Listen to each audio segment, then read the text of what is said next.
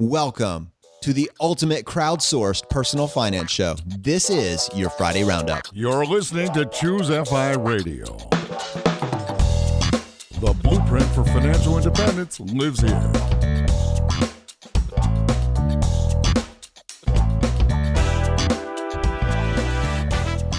If you're looking to unlock the secrets to financial independence and early retirement, you're in the right place. Stay tuned and join a community of like-minded people who are getting off the hamster wheel and taking control of their lives in the pursuit of financial independence. Choose FI, your home for financial independence online.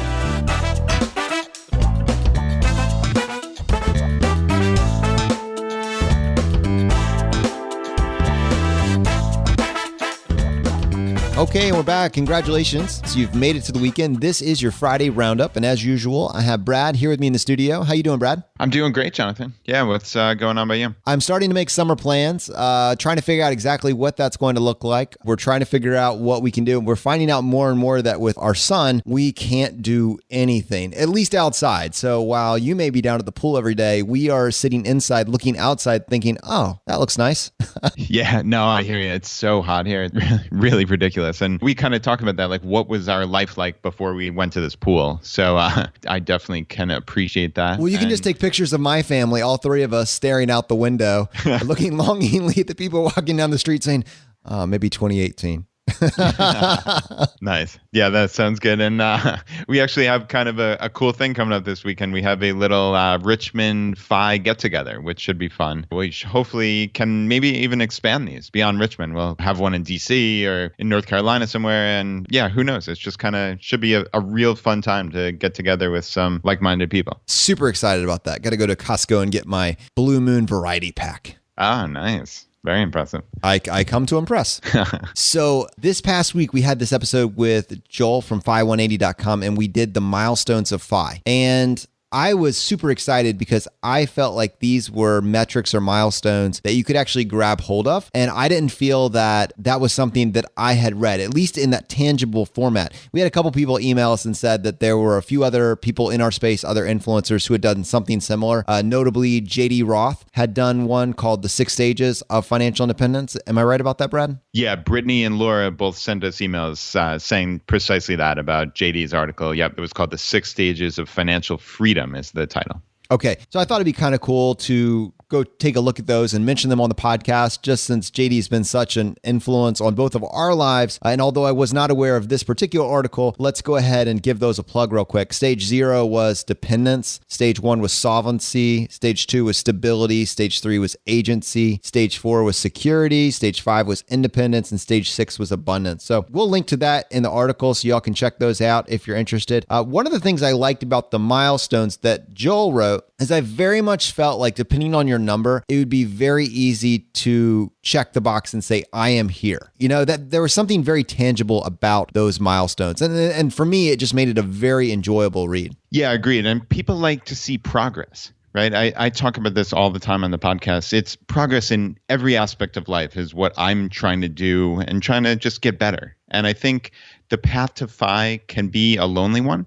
And I think that might be partially why people like our podcast so much and like the Facebook group, because it's a sense of community. But for many of us, especially before this came around, like this is a long, lonely path with very few milestones. For many people, it's just not Phi and Phi. It's 0 or 1. And I think that is just not good enough. I mean, I think we do need these milestones. And, you know, Jonathan, I think you and I plan to kind of update these and maybe drill down and get them more specific. And hopefully the community can help us with this. I know we've had a lot of input on the Facebook group this week, and that's what we're going to do today is kind of talk about some more real concrete milestones, maybe earlier on in the path. Yeah, in fact, as much as we added all these milestones in, and we tried to do some earlier ones, I kind of feel like we just left this huge gap in between FU money and being at half Phi. There's a lot of time in between those two. I would love to, if not give you milestones, give you checkpoints. You know, Joel gave me credit for gamifying things, and I'm certainly not the first person to gamify personal finance, but I am probably the first person to try to do it on a twice-a-week basis. Consistently giving you little things that you can get excited about, as I do. When I read a new article and the light bulb goes off, I want to tell everybody everybody. And frankly, my wife can only take so much of my excitement before she says, please find some more friends to go talk to this stuff about. So that's what you guys are. I'm bringing you in on this. I'm sharing how excited I get about these concepts. And fortunately, if no one else wanted to listen, I have Brad, so I can at least talk to him about it twice a week. You're welcome, buddy. Thank you so much. My sanity is in check. So I think the place to really start is, and again, these are the milestones. There's a mentality aspect to this that I think other people have touched on, but I think for us, we want to focus on more tangibles. So the first one, the most obvious place to start that we mentioned, but then for whatever reason didn't label as a milestone, I would say the first milestone is when your financial freedom clock starts. So we latched onto the concept that it is net worth, a positive net worth, and all of your consumer debt paid off except for your home. And we had an asterisk by the home because there's some variability there. I would say that for the FI community, as I thought about it more and more, I realized that we might also need an asterisk by the student loans as well. Although I think for 90% of our audience, it involves having your student loans paid off. There is enough of a segment in our audience that are considering student loan repayment options and have done the math to prove that they will pay less. And in our community, it's all about the math. We're not dogmatic about any particular topic. We just want to explore your options and then come up with the most optimized path. So if that is the math that you're running and you've decided that by using a loan repayment service or by gaming it out another way, it will actually work to your advantage to not pay them off, but to invest, but you've already jumped on board with everything else, I think that you can make the case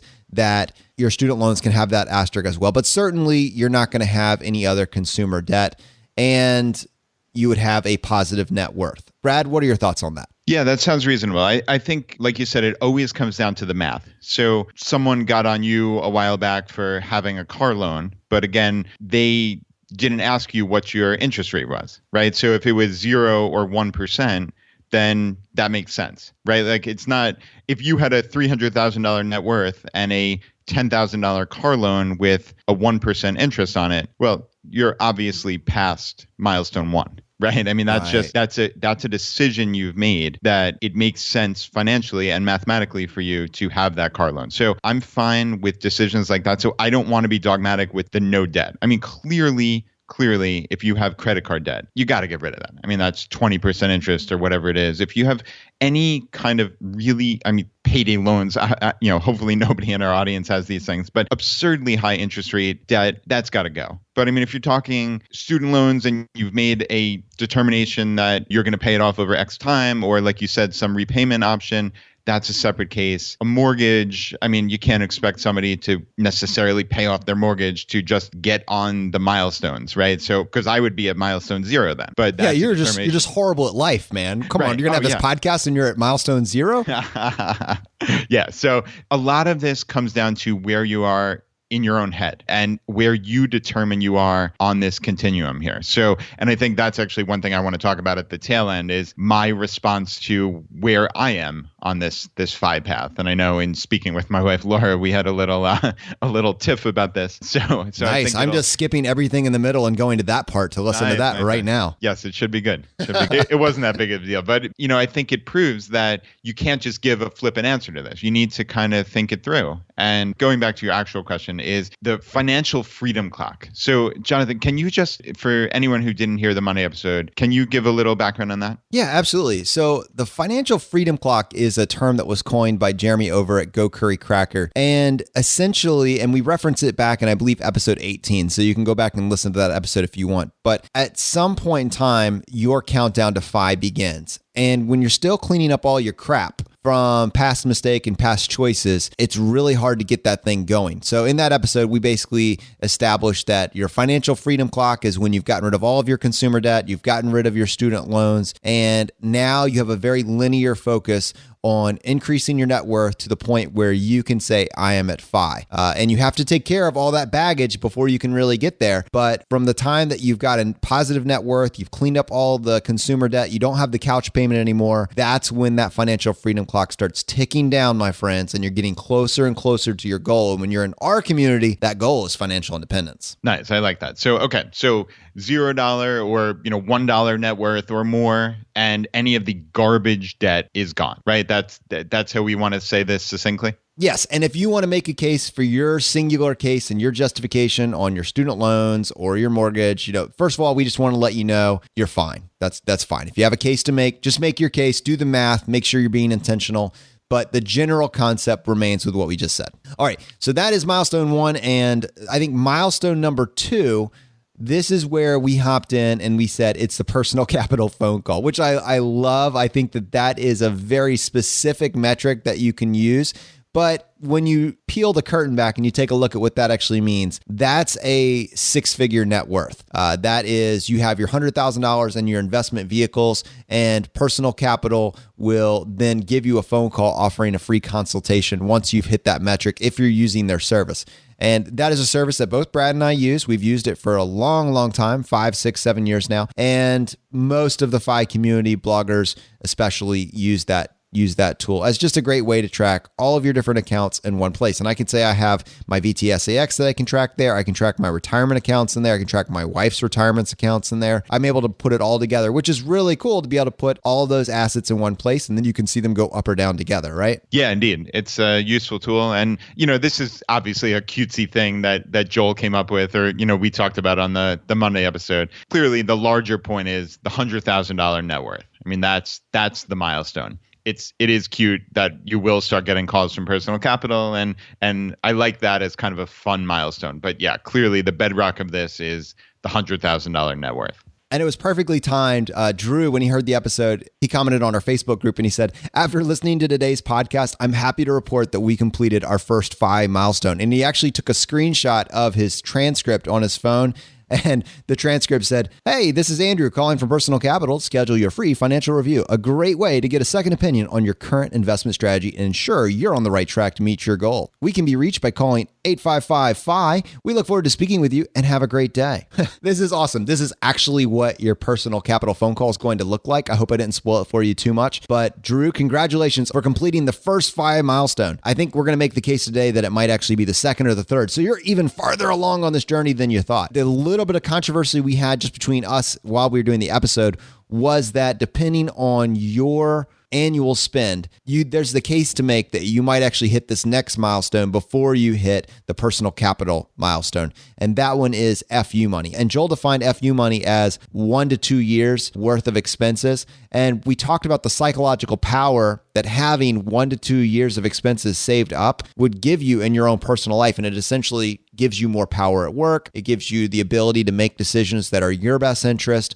And worst case scenario, if you were to be let go or you were to step away, you don't need to worry about how to keep the lights on because you have 1 to 2 years worth of your day-to-day expenses ready to go. And then you can use your leisure and take your time to find the right fit for yourself and your family. And that's very powerful. It gives you the upper hand in negotiations. It gives you the upper hand in just your own mental health and well-being. It's a much more powerful look at the emergency fund. What are your thoughts on that, Brad? Yeah, I love the concept of FU money. I think it is very nebulous, though. And I think that's why there's some, quote unquote controversy or, just disagreement over where this fits in the milestones. Because it comes down to you personally, right? Like you might feel that you have FU money if you have 4 months worth of expenses saved up. And that's fine. Like we always mention here, like this is all personal. It's how you want to look at FI, look at life, look at your journey. So if you think FU money starts at 4 months of expenses, great. That's fine by me. I think I am a little more conservative when it comes to money. So for me, it would be 2 to 3 years of my annual spending saved up. So I think I wouldn't really consider that I had FU money before then. But like I mentioned in the Monday episode, FU money really does follow you throughout this entire process. So it becomes stronger and stronger, and you have more power as your net worth increases and as you get closer to actual FI. So that's an important thing to remember is FU money, and that concept is always in the background here. And as a result of that, you could make the case that those two are really interchangeable and that FU money could in fact be, so if the financial freedom clock was milestone 1, then FU money could be milestone 2 and personal capital could be 3, or you could switch those depending on your particular life status. But at some point, it's good to acknowledge yourself, yeah, I have my FU money. And whatever that is for you, you can check that box once you're ready to get there. Yeah, agreed. And I would, since we are revisiting these, I think there really should be a milestone before this 100,000 / FU money. Sounds like there's a man with a plan. What do you got? Yeah, well, I don't know if I have a plan, but we're going to talk it through. I mean, because for some people, realistically, it could take years to get to $100,000 of net worth. So I would hate for that person to not be able to check some of these milestones off or not feel like they're making progress if they're at $10,000 net worth and then 13,000, and because that is progress, right? And that's important. So I don't know. I mean, Jonathan, do you have any thoughts of, and not to sandbag you on this, but like anything between 0 and 100,000 that makes sense other than just arbitrarily saying 50,000 or something like that? Well, 50,000 doesn't sound that arbitrary to me. I thought it was clever, but if you're going to go take that one away from me, yes, I can come up with a backup for my backup. Yeah, it's actually a great question, and I do have some feedback for it. We put it out to our Facebook group to just see what else could we throw in here. And I think the distinction that I'm going to make, though, is that there are some checkpoints. So Joel gave me credit for like gamifying things, and I think that a checkpoint is like this perfect intermediate to get excited about along the way.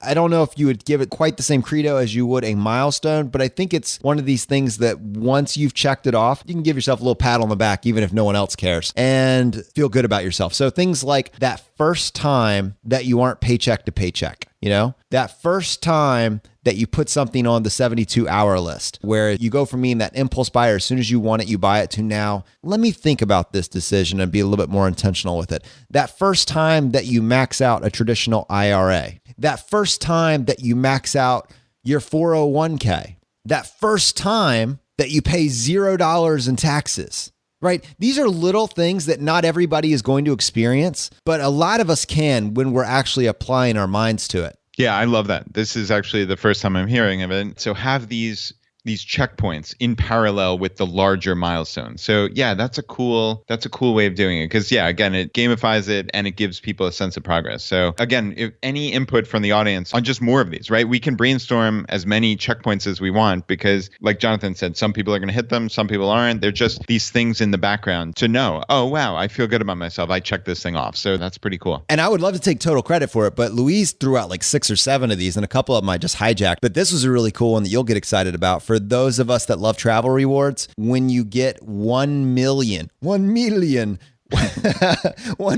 rewards points or miles. How cool is that? That is a pretty cool metric that you would only experience in our community and have an audience that you could get excited about it with. And then also, this is another one. This is a huge one and one of my favorites. And I did have mine recently, reaching that 50% savings rate. That is huge, right? Yeah, that is huge. That's really, really awesome. Yeah. So, I mean, it's funny, as you're saying these, I'm like, oh, well, we could have another checkpoint of I took my first travel rewards trip for free or nearly free. Like that's a checkpoint before the 1,000,000 miles. I mean, we can keep spinning this out and just making it more and more fun. I mean, obviously we don't have hundreds of these things, right? I'm going to make an infographic. It's going to be like 6 feet long with 200 different checkpoints that you can hit along the way. And then I'll have it turned into a poster that you can get and put in your man cave, or in your, what's the opposite of a man cave? Is that a woman cave? You got to put it on the wall and you just check it as you go. But there's got to be like 100 of these little things that you can hit along the way. And Louise, those are awesome ideas. Especially that 50% savings rate, very inspiring and doable for most people once they've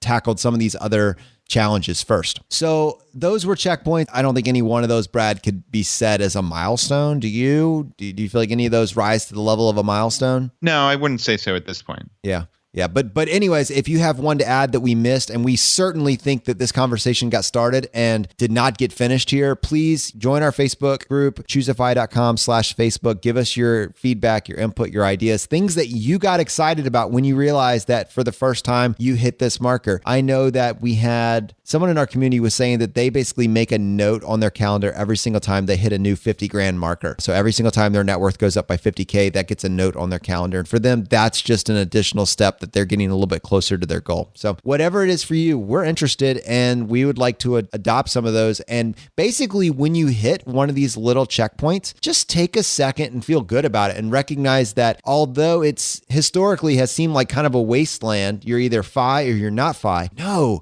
you're getting a little bit closer to freedom every single day that you make the choice to be intentional. And that's the power of being in a community like this is that your mindset is so focused. And inevitably, if you can stay focused on your goal for extended periods of time, 1 year, 2 year, 3 year, 10 years, everything speeds up. 1 + 1 is not 2. It's 25 times your annual expenses, in the construct of our FI community. Yeah, and I think that's what Joel was kind of talking about with the crossover point. Right, Jonathan? That was an interesting one for later in the milestones. I think we had that somewhere around 6, right? Yes, we'll get there soon. So let's see. So we've got the financial freedom clock was the one that I felt like we really did a disservice by not labeling as a milestone. And so I would say that if that's 1, and then we say either FU money or personal capital is 2, and the other one would be 3. And then now we're looking for our 4th one, which was half FI, which basically means that you have half the money you need to reach financial independence. And as an extension or another cute way of looking at it, either you or your spouse or partner, if you're married, one of you is now officially at FI. And the other cool thing to recognize when you get there is that just because you have half the money does not mean you're halfway there. You're actually closer to 2/3 of the way there, because at this point, your money is actually working for you. And that goes back to us talking about the power of time, the power of getting this started early on in your journey, making those right decisions as soon as possible, and the power of passing this on to the next generation as well, capturing the imagination while you're young. Because if you make a few right choices early on, it prevents you from having to make quite as many right choices later on. Yeah, and you always see those calculators of the person who started at age 20 saving $3,000 a year versus the person who started saving at 35, and they have to save X number of thousands of dollars more per month or whatever it is just to catch up. So yeah, I mean, the power of time and compounding is crucial. And that's a much larger point that many of us in the FI community understand, but just getting started. That's what we talk about a lot here, is just taking action and getting this money working for you. So after milestone number 4, you come to milestone number 5, and this is lean FI. And lean FI is extremely appealing to me because at this point, you essentially have enough money to cover all of your core expenses, all of your survival expenses. You can keep the lights on, you can keep food in your stomach. Your baseline is completely secure for life. Now, it doesn't cover your discretionary spending, but power you have by knowing that no matter what happens, you can survive. Once you latch onto that, that is power right there. Yeah, and Joel's quote was, "This is an emergency fund that will last forever." And that, to me, that resonated. I absolutely love that quote. And clearly, you're not going to want to live this way every single day for the rest of your life. It's not the ideal scenario to not have $1 of discretionary income. But if you flip that on its head, you say, wow, I can live forever if I had to, just on my essential items. And I mean, that is a crucial milestone. And for Joel, he said it was 70% of his FI number, which means 70% of his annual spending is the bedrock foundational items and 30% is discretionary currently. And for each of us, it's different. So again, this is dependent on you and your life and what works for you. So that 70% is not a hard and fast number, but I suspect many people will be somewhere in that 60 to 80%, let's say. And Joel's number that he was talking about, his life cost $25,000 a year for his general lifestyle. And that included core expenses and discretionary spending. I think that was a goal. I think he was saying he was actually closer to 30, trying to get it down to 25. And there's a lot to touch on there, why that challenge can be fun and is useful to consider. One of the things that struck me is that for him, $25,000 goes a lot farther because he doesn't have a mortgage. And so when I was looking, I was doing a similar exercise for myself, and mine is up closer to $35,000 or $40,000 a year. And I have a mortgage baked into that. But what struck me when I was thinking about it is in our community, just because you don't have a paid for house does not mean that you can't have that similar lifestyle. So you're thinking, well, Joel can live for $25,000 a year because he already paid for his house,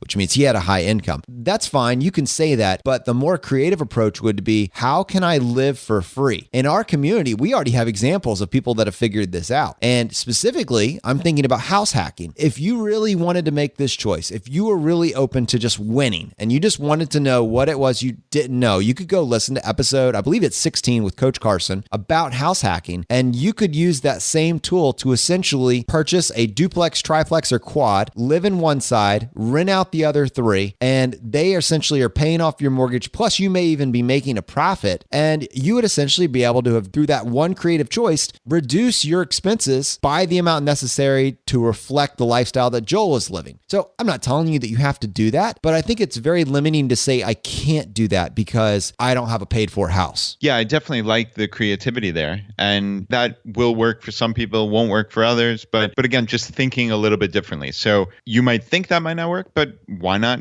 actually run the numbers, do some research? I'm not advocating that in particular, but I think it's a cool idea, if nothing else. And I think this also comes back to the math. So paying off your house sounds good in theory, but many of us don't do it because we believe, as opposed to that money sitting there idly, essentially in equity tied up in this house, it can be in the market earning hopefully more, right? I think that's the mathematical play here, is why people go back and forth over whether it makes sense to pay off your mortgage. So that's a whole separate argument, obviously. But naturally, in that case, if you didn't pay off your mortgage, you would have a higher annual spending, but in theory, your assets in the market would be significantly higher as well. So it depends on like how you calculate your phi number, I guess. That's a great point, but I do want to slow down here, Brad, because I think that even though I recognize that you're talking to the phi community, and the phi community is a very odd cohort. And we do look at that as, well, I could either invest the money and pay off my house, or I can invest the money in the stock market. I think when you take that message and you apply it to the public at large, they may get the first part, which is, well, I'm not going to pay down my house because I don't think that's as good of an investment and I can make more. The public at large does not make that second choice to max out their investment vehicles. They don't recapture that savings and use it and throw it into any sort of investment vehicle. In many cases, it just goes to lifestyle creep. And that's what's different about our community. That's why we can have an intellectual discussion about the pros and the cons of paying off our house, because once you've made the choice that you're going to save 50% of your income, that money is going to get used to buy yourself an asset either way. You're just making the choice of which asset you want to plug that money into. Yeah, no, that's a good point without question. And clearly, I'm not talking about not putting the money into savings and just blowing it on other useless garbage in your life. And so a lot of this, I guess, is psychological also. I think that's another aspect that we didn't really touch on here, but have in the past, is while the math might tell you one thing, psychology also impacts it as well, right? Like there is this allure to me of paying off my mortgage, even though I know mathematically it's not the smartest thing, or I believe, let's say, that it's based on the evidence that I've seen that it's not the smartest thing.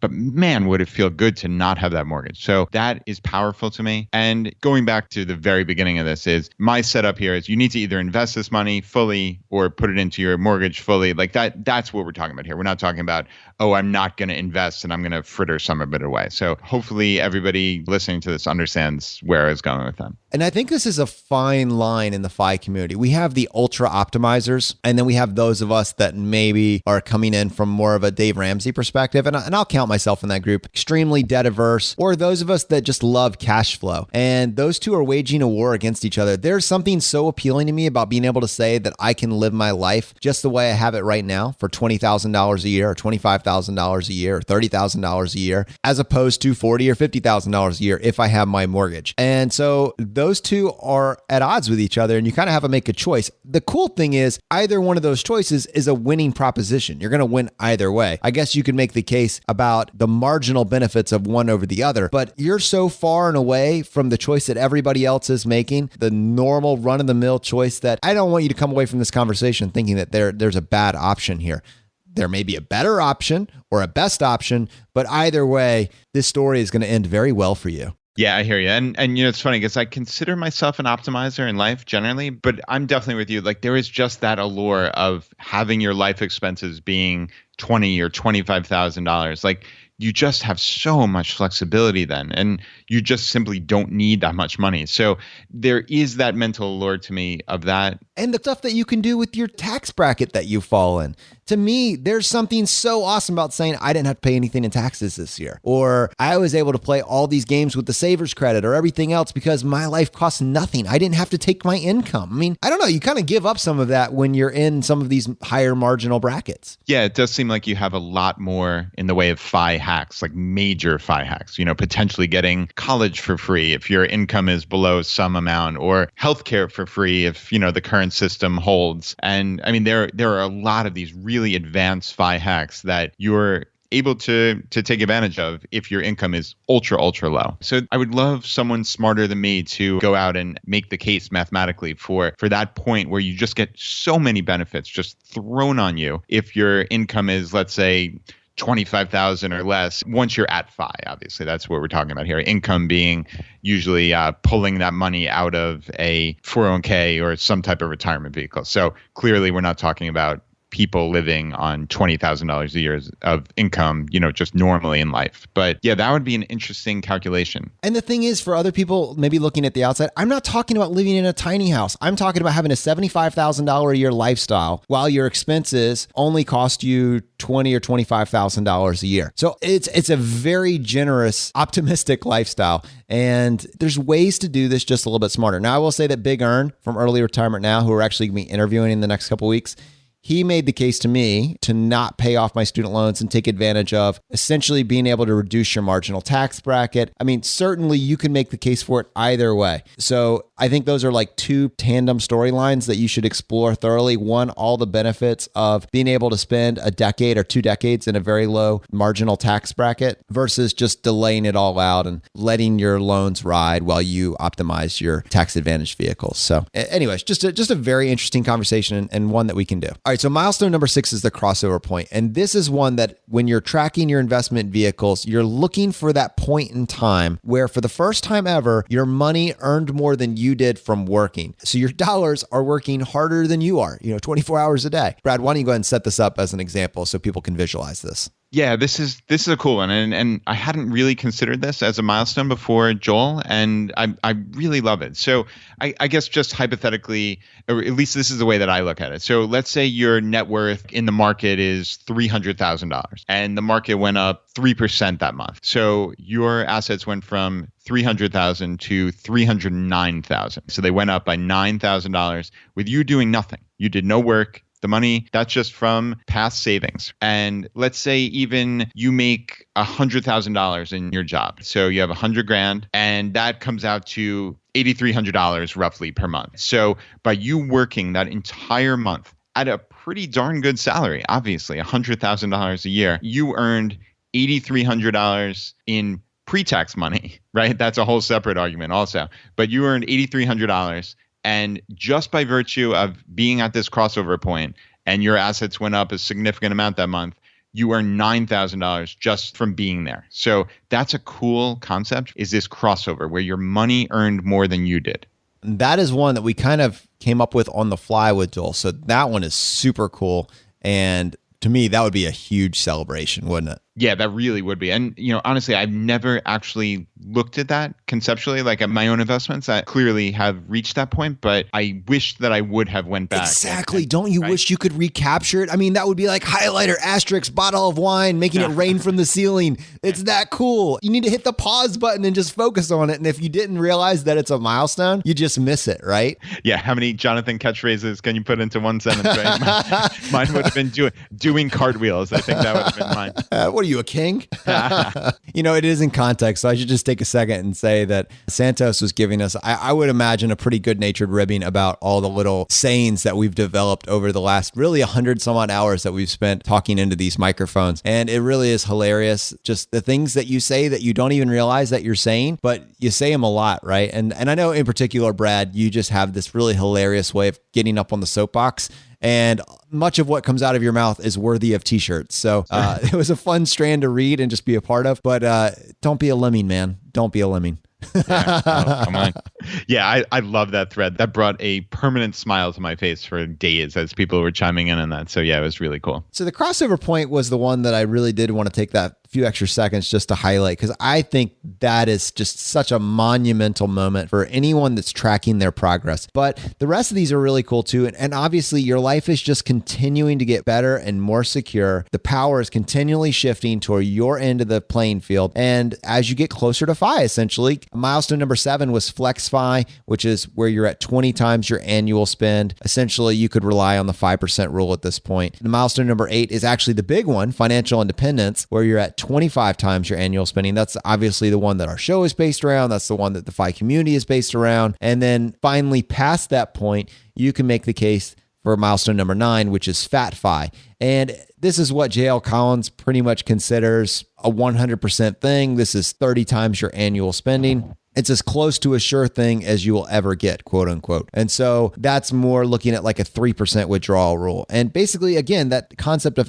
FU money is following you along this path. And as you get closer and closer to FI and then to FATFI, the power is continually shifting. And along with the power is freedom. And along with freedom, hopefully, is the time to pursue happiness. And I actually wanted to go back to FlexFi for a minute, because I think Joel had some interesting input here. And basically, FlexFi was when you're at FI, as long as you're flexible with your spending going forward. And this might even, in like a catastrophic case, mean going back to work or working some minor part-time. And realistically, that's kind of tongue-in-cheek about catastrophic, because many of us in FI are going to earn some income or do some kind of side hustle that just naturally earns some money. So he had 2 interesting points here, which was, according to the Trinity study, even FlexFi, which is 20 times your annual spending, or the 5% rule, this has an 82% chance of success, even with no flexibility, right? So take the flex out of FlexFi, and it still has an 82% chance of success. So, I mean, that's fantastic. You would take that if, you walked into a casino and you wanted to gamble, like obviously you would bet every single dollar you had to eternity if you had an 82% chance of succeeding every single time. So just in and of itself, this is pretty safe. And I think Joel would argue that to him, the riskier proposition would be working an extra couple of years just to get closer to 90%, 96%, 99%. So, I really like this concept of FlexFi.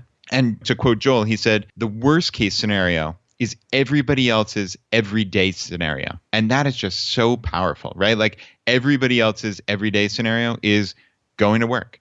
And if that's your absolute worst case scenario here, in 82% chance with no flexibility of this succeeding, and that's not to mention a couple bucks here and there from a side hustle, et cetera. I mean, just in and of itself, that raises your chance from 82 way higher. So the likelihood of you needing to go back to work in that worst case scenario is very slim to me. So FlexFi is a concept that I had never considered before hearing Joel talk about it and reading his article. But, that might be a more realistic FI number for many people. Yeah, absolutely. Absolutely. And the other half of that is, what was inspiring to me about the way that Joel put these together was that because him and Alexis had spent so much time first slashing their expenses, they didn't need to be a millionaire to hit these numbers. Every single one of the numbers they were dropping, it felt doable. It felt achievable. And I think it was just a great set of metrics to put out there to say, this is a normal middle-class family that's living a more optimized lifestyle. And you can replicate this, and you don't need to go live in a van down by the river, right? In order to achieve this. And you don't need to make the same choices that they're making, but just by recognizing that this is a very normal couple that's just willing to live this slightly more optimized lifestyle. And because they can reach FI in their 30s, and they don't need to be a millionaire to do it. And I just appreciate Joel taking time to share really their life with us for the period of time that we got to talk about it last week. So Brad, I know that you and Laura had a conversation about this episode. What was your general thoughts about it? Yeah, I mean, I think the large part of our conversation was actually my one like flippant answer to the, where am I on the milestones of FI? And I think Laura's a private person and she doesn't ever love me talking about any of our financial stuff, which, probably to the detriment of the podcast. But that's that's fine. It's a good thing that you didn't pick a podcast talking all about personal finance. That's yeah.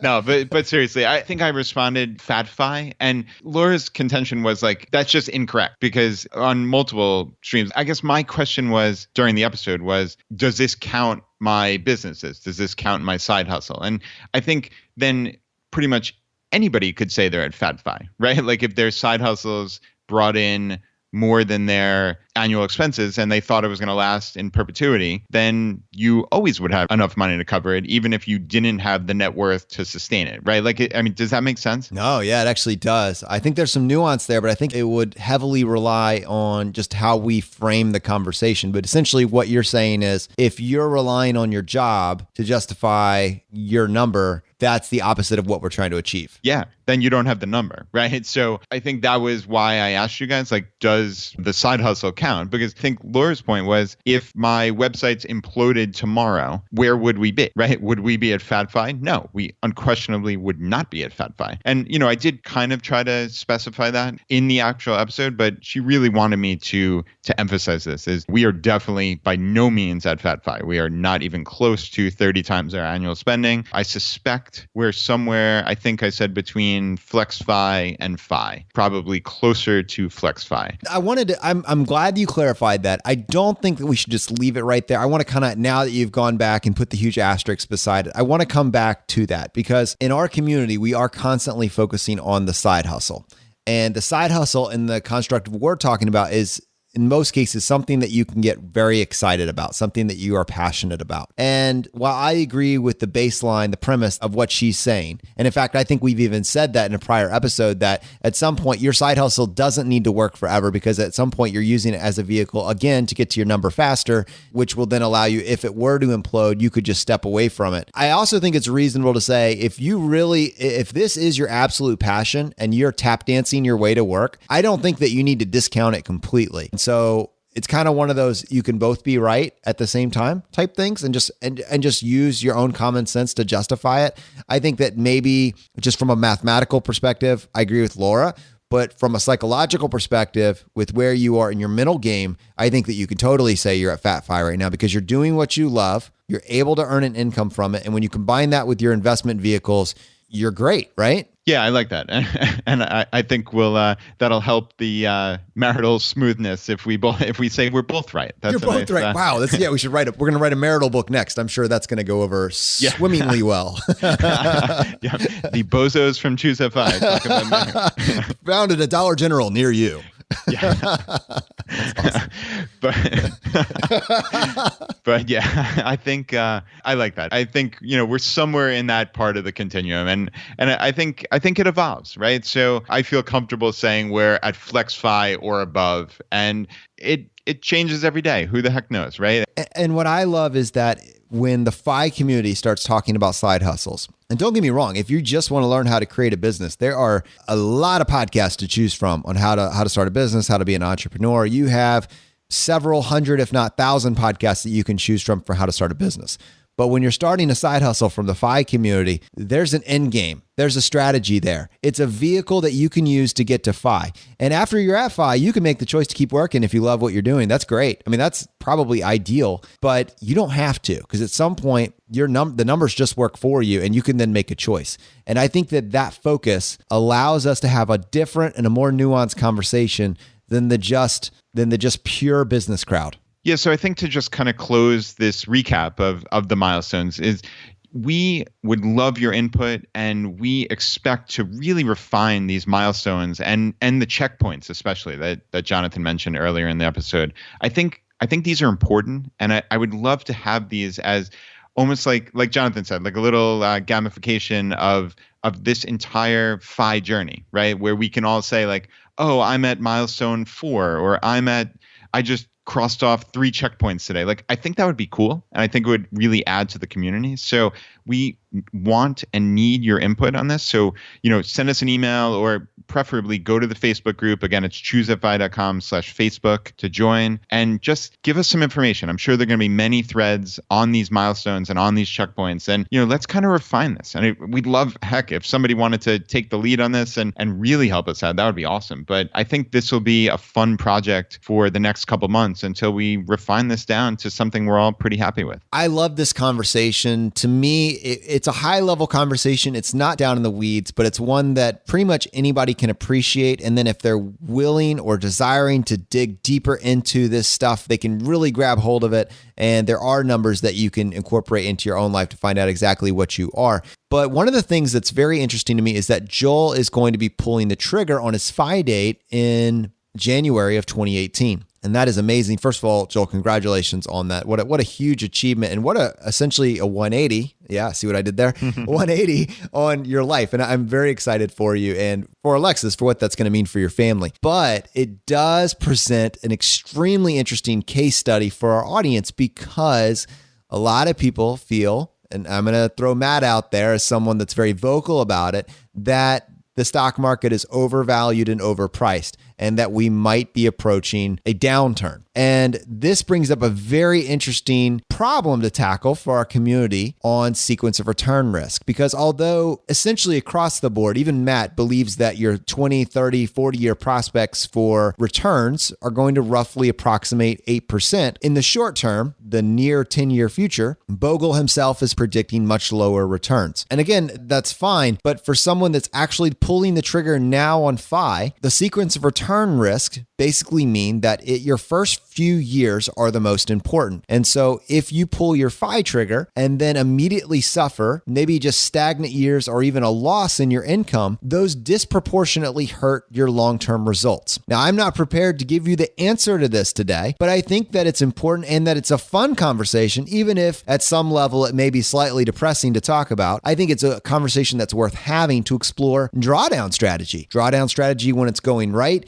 drawdown strategy when it's going wrong. And Joel has spent a lot of time looking at this, so I have no doubt that he will be prepared to handle whatever the market throws at him, and he'll have a strategy for that. He'll have a quote-unquote backup plan for his backup plan, and he's going to be fine just because they've spent the time focusing on decreasing their expenses first. But I think following his journey as essentially the prototype of what Matt says you should be worried about. What if you were to pull the trigger right as the market were to take a downturn and you were to take the full brunt of this sequence of return risk? What does that actually look like? And so that's one of the reasons that I am so excited and inspired to follow Joel's journey, and at the same time, arm him and arm our community with what to do if that were to happen. So Brad and I don't claim to be the experts on this. We have made it abundantly clear that we are on this journey with you. We're just talking about it a lot, right? And so our goal is to find people that have already spent the time to come up with an intellectually honest answer without something to sell you, but just want to share their information. We want to bring them on and have that conversation, learn from them, and then figure out how to implement it into our own life. And so that's one of our goals. We have JL Collins coming up soon to talk about wealth allocation models. We have Big Earn from Early Retirement Now coming on to talk about sequence of return risk and all the technical details that frankly are so far above my head that I couldn't even pontificate on it without someone else's help. And then along with that, then move into the next phase, which is then maybe talking about drawdown strategies. And I'm very much keeping Joel in mind for this because he is like me. He's this eternal optimist and he's doing this right now. So it is the perfect case study. We actually have somebody to track and he can share with us what he's doing, what's working, what's not working. It's this perfect circle of he has information, he's implementing it. We go out, we find new information, and we just kind of keep coming back to it. And throughout the process, we all learn from it. We all learn what not to do, and we all hopefully get some extra tools that we can put in our belt for what if we find ourselves in a similar situation. You can only get better by being a part of this conversation. All right, so let's go ahead and switch gears here for a second. I'm excited to play a voicemail that we got from Noah from moneymetagame.com. He is our in-house expert on just FI hacks and life hacks. So I've got a voicemail that I'm going to go ahead and play here. We've got a great tip for you.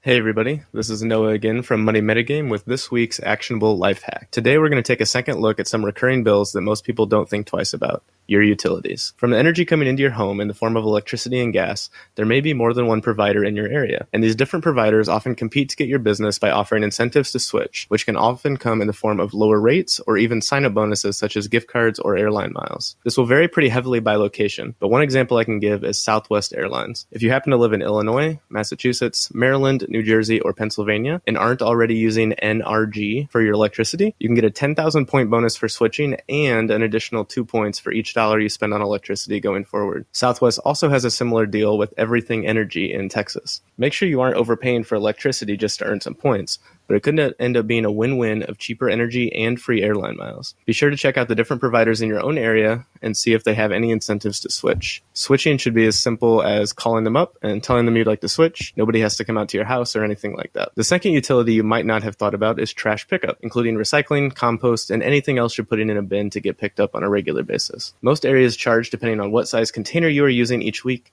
and sometimes the difference can be significant. If you haven't evaluated your trash needs lately, or recently took up a life of minimalism, microcosm that generates less waste, it might be time to reevaluate. If you happen to be putting out a half-empty container to be picked up each week, there may be opportunity to save some serious money. So if you're looking for additional ways to trim down spending, don't forget to take a second look at your utility bills. Aside from the standard recommendation of simply using less energy, it may be possible to pay less and get a bonus for the energy you are using. In addition, take a closer look at your trash pickup to see if you can save money by switching the size of the container. Thanks for listening, and be sure to share your own tips for saving money on utilities in the Facebook group. See you there.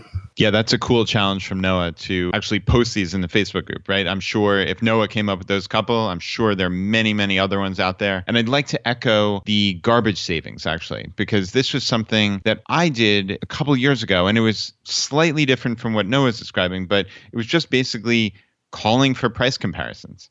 I just always had this sense that what we were paying for our garbage was just like ridiculous and astronomical. And it just happened that when we moved into our neighborhood, there were 9 other houses on this block, and all 9 of them were using the same company. So I just kind of naively assumed that was the company. But luckily, this other company came through and gave us a quote that was 70% off of what we were currently paying. And it wasn't like a gimmick or an introductory pricing. It was just that was the price. So I was able to sign up for that, and I'm still paying that exact amount to the dollar. Now, I think it's probably 4 to 5 years later. So that's been a big dollar savings for me. So just a real simple, just like what you do with your auto insurance or your home insurance, do it with your garbage pickup as well. I think there's a lot of room for savings there potentially. And I view my waste collection as like the Sopranos of Richmond, because they have just slowly crept and owned my entire neighborhood. And I think it's almost more pervasive than you think, because every trash can that's out there has the sign for the service that you're using. And inevitably what happens when you move into a neighborhood, you just look to see who your 2 neighbors are. And I guess the one plus side of that is that you at least know when the trash needs to go out. Because even though it's been coming on the same day every single week for the last 3 years, you still, for whatever reason, have to go out there and see when your neighbors put theirs out in order to go put yours out as well. But the downside of that is consistently every 6 months, they've raised my price like $2, and they're just counting on me to be passive about it. And then I heard that they got wind that another company was moving in. And so they said that if you called them, that they would then reduce their prices. Just, I can't stand that. It just irritates me to my core that I have to make phone calls to keep my prices low. But it's just the reality of the world you live in, right? Yeah. I mean, it is what it is, unfortunately. They just take advantage of lemmings. And it happens to everybody. It happened to me, right, for years. So I just was too lazy, just similar to what I mentioned on a couple of weeks ago, which was I was too lazy with my car insurance, even though everybody knows, right, or everybody says that you should call once a year, once every 18 months to try to find better prices. I just didn't do that. I was just lazy, and I'm kicking myself for it now because I cut my car insurance almost in half. So just make the call. And that's what we say here, right, is take action. You can actually save hundreds of dollars by just picking up the phone, calling a couple competitors, and just see what's out there. And we know we've talked a little bit about the importance of getting like a good term life insurance policy as a way to protect your family. Frankly, with as inexpensive as those are, for those of you that have been procrastinating on it based on cost, just making a few of these small little tweaks will more than offset the cost of this term life insurance policy that you know you need to get. So get off your butt, go take action. Frugal one of the week, Brad. Michelle posted on our Facebook group, find money that you didn't even know you were missing. Go to unclaimed.org, and we'll put a link to that in the show notes, and search by your state of residence and name to see if there are funds sitting in an account somewhere that belong to you. I just did this, and I found 2 records for me from a stock I used to own, and also 2 for my husband from a doctor's office. You file a claim and you get a check in the mail. She says, let me know what you find. Let me know what you find. That's freaking awesome that you can do that. So definitely worth checking out, and there will be a link to that in the show notes. And if you want to join our Facebook group, which now has 1,500 members, which are very active, you can go to chooseify.com/Facebook, and there's a simple opt-in form, and you can join the community. And it's really cool to see new people to FI that have found this concept, frankly, through our podcast, or have found this concept very recently and have joined us on this group. And to see their questions get answered, it reminds you of when you found that rabbit hole for the first time and just how it changes your entire perspective. Very, very cool stuff. See the light bulb go off. And Vicky in our Facebook group also had a frugal win of the week on magical iced coffee. And I haven't looked into this yet, but it sounds like something I'm interested in. So I'll just read her post here. Another summer morning, and it's 86 degrees at 8 a.m. I'd really love an iced coffee from my favorite coffee shop, but we don't roll like that. Enter this recipe for magical coffee. It's so good, so easy, so perfect when you're trying to wrangle children at the breakfast table and don't even have time to make coffee. If I'm feeling particularly decadent, I combine the coffee with freshly baked, previously frozen chocolate croissant from Trader Joe's. So yum, I had to share. And yeah, we're going to link to this recipe here in the show notes as well. It looks pretty cool. So I'm going to try this out for sure. And I want to come back and talk about, just for a second, about something we talked about last week when we kind of nailed profit centers, and a victim of that conversation was gifts and cards.